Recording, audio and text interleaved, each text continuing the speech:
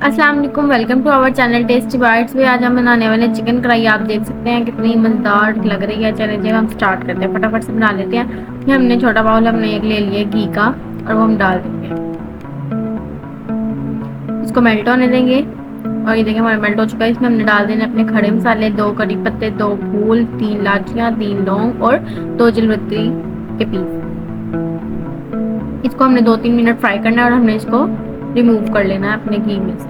बस हमने इसका जो है खुशबू और जायका लाने के लिए घी में डाला है। और अब हम जो है अपना गोश्त इसके अंदर डाल देंगे। ये मैंने गोश्त अपना फ्राई किया हुआ था, मैंने इसके अंदर डाल दिया।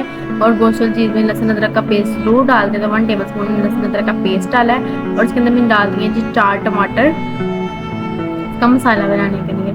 ये देखिए जी हमारा चिकन हमारा फ्राई था। बस हमने इसको अंदर पकाना है अच्छे से, टमाटरों के पानी के अंदर, टमाटरों के अंदर।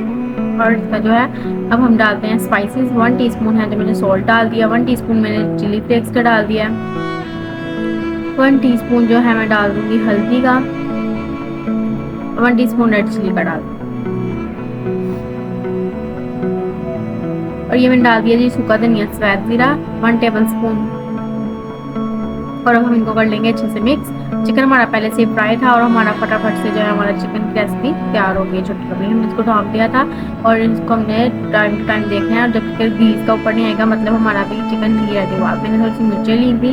एक तो ये खुशबू में बहुत मज़ेदार होती है, दूसरा ये इसकी खुशबू खूबसूरती भी होती है। तो हमने इसके चिकन हमारा फ्राई हो चुका है। हम अब जितना मसाला रखना चाहते हैं रख लें। और अब जो स्पाइसी है वो भी हमें अपने हिसाब से रखने हैं। अब हमारा जब हमारा चिकन तकरीबन रेडी होने वाला होगा तब हमने डाल देना इसके अंदर अपनी दही।